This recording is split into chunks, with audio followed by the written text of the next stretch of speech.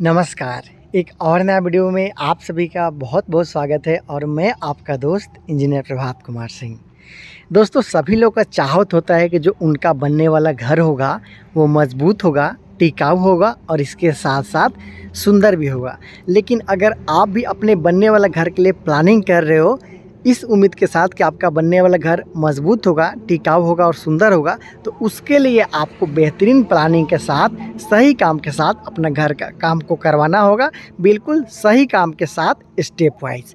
जैसे कि यहाँ पे जो आप बनता हुआ घर का काम देख रहे हो, यहाँ पे बहुत ही बड़ा मिस्टेक किया जा रहा है। आप देखिएगा, समझिएगा, सीखिएगा, पूरा वीडियो देखिएगा तो शायद आप अपने बनने वाले घर के लिए कुछ नया आइडिया ज़रूर ले पाइएगा।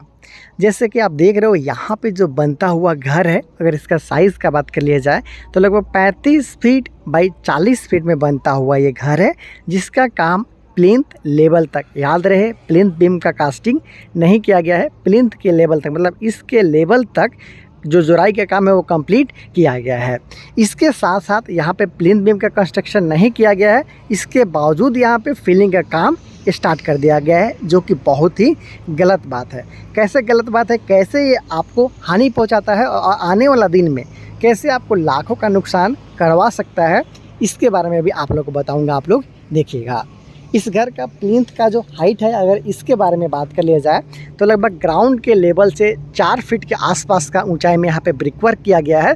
मतलब ग्राउंड के लेवल से अगर प्लिंथ बीम यहाँ पे डाल दिया जाए तो 10 इंची के आसपास में और कम से कम यहाँ पे प्लिंथ बीम आएगा, तो लगभग 4.5 से 5 फीट के आसपास में हाइट वाला यहाँ पे आपको फिलिंग है वो करवाना है। मतलब मिट्टी का भरवाई करवाना है, तो उतना ऊंचा आपको भराई कराना है। इसके साथ साथ देखिएगा तो यहाँ पे जो भराई का काम चल रहा है, बीम से पहले भराई का काम चल रहा है। मतलब इसके ऊपर बीम नहीं डाला गया है, उसके बावजूद यहाँ पे मिट्टी भराई का काम चल रहा है।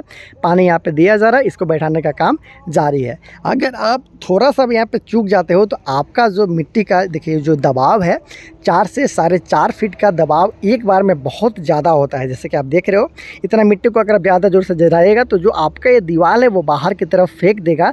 क्यों फेंक देगा? क्योंकि यहाँ पे देखिएगा तो बीम का कंस्ट्रक्शन अब तक नहीं किया गया है। अगर इस पर आप बीम बांध देते हो चारों तरफ से इस तरीक़े से, जैसे कि अगर आप मान लीजिए यहाँ पे बीम लगाते हो तो इस तरीक़े से ये जो आपका कॉलम टू कॉलम है, पूरा कॉलम टू कॉलम आपका बन जाता है। उसके साथ साथ बीच में भी आप बीम का कंस्ट्रक्शन कराते हो, तो इसमें पूरा घर आपका बंधा हुआ रहता है। अगर आप मिट्टी के बाद में दबा भी देते हो, दीवार को बाहर फेंकने का चांसेस भी रहता है, तो वो रुक जाता है, क्योंकि दीवार आपका है वो बीम के सहायता में, बीम का जो आपका सपोर्ट है उसमें रुका हुआ रहता है। लेकिन इस तरीक़े से अगर आप इसमें कंस्ट्रक्शन कराते हो, मिट्टी डाल देते हो, तो बाहर की तरफ ये जो ईंट है उसको फेंकने का चांसेस रहता है। कई बार ऐसा दीवार भी टूट जाता है, या फिर कई बार ऐसा भी देखिएगा जो आने वाला दिन में कुछ वर्षों के बाद भी जब मिट्टी धंसने लगता है तो बाहर की तरफ दीवार है वो फेंक देता है। तो स्टार्टिंग में ही आप गलती कर दीजिएगा तो आने वाला दिन में आपका लंबा चूना लग सकता है। इसलिए मेरा सलाह यही है कि कभी भी आप अपने घर का काम करवाइएगा, कुर्सी तक का जो बीम का काम है उसको करवा लीजिएगा, उसके बाद ही आप मिट्टी का जो बैक फिलिंग है उसको करवाइएगा। क्योंकि अगर आप पहले करवाते हैं तो ज़्यादा दबाव आएगा तो बाहर की तरफ दीवार आपका फेंक सकता है।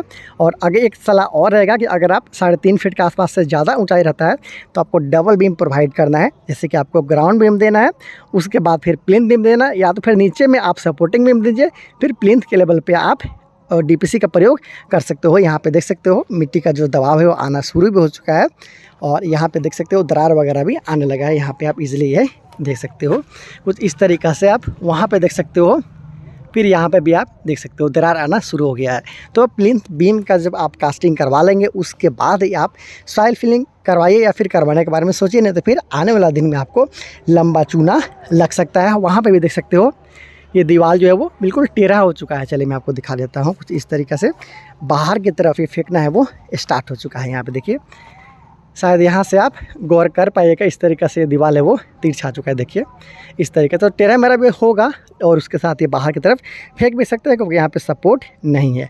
तो इस तरीके से बिल्कुल भी आपको काम नहीं करवाना है। पूरा जो ब्रिक वर्क है उसको करवा लेना है, कॉलम का कास्टिंग कम से कम प्लिंथ लेवल तक करवा लेना है, प्लिंथ बीम का जो काम है उसको करवा लेना है। उसके बाद में आपको मिट्टी का भराई करना है, और अगर 3 फीट से ज़्यादा मिट्टी है तो आपको लेयर बनाना है। जैसे मान लीजिए 4 फीट का आपको मिट्टी का भराई करना है तो 1.5 फीट का आप लेयर बनाइए, 1.5 फीट भरिए मिट्टी, फिर उसको ठीक से बैठाइए, उसके बाद फिर भरिए, फिर बैठाइए, उसके बाद फिर आप देते हुए उसको अच्छा से बैठाइए, तब जाके अच्छा तरीके से वो बैठ पाता है। अगर एक बार में पूरा मिट्टी को भर देंगे तो सिर्फ ऊपर वाला हिस्से में आपको ठीक से बैठ पाता है और नीचे वाला आने वाला दिन में आपका सेटल डाउन हो सकता है। तो ऐसा में आपका घर का फर्श भी सेटल डाउन हो सकता है। तो उससे बचने के लिए स्टेप वाइज आप मिट्टी का भराई कीजिएगा, 1 से 1.5 फीट का लेयर बनाते हुए आप मिट्टी की भराई कीजिएगा, तो आपका घर काफ़ी मजबूत होगा, टिकाऊ होगा। उसके साथ साथ अगर अच्छा काम करवाते हो तो आपका घर सुंदर भी ज़रूर बनेगा। वीडियो अच्छा लगा है तो प्लीज़ वीडियो को लाइक कीजिएगा। इस वीडियो का निष्कर्ष यही था कि कभी भी आप घर बनाइएगा तो प्लिंथ बीम का काम करवाने के बाद ही आपको मिट्टी का भराई करवाना है। उसके साथ साथ मिट्टी भरना है 3 फीट ज़्यादा, तो आपको लेयर वाइज मिट्टी का कास्टिंग करना है। बहुत जल्द मिलते हैं अगले वीडियो में, तब तक ले दीजिए इजाज़त, नमस्कार।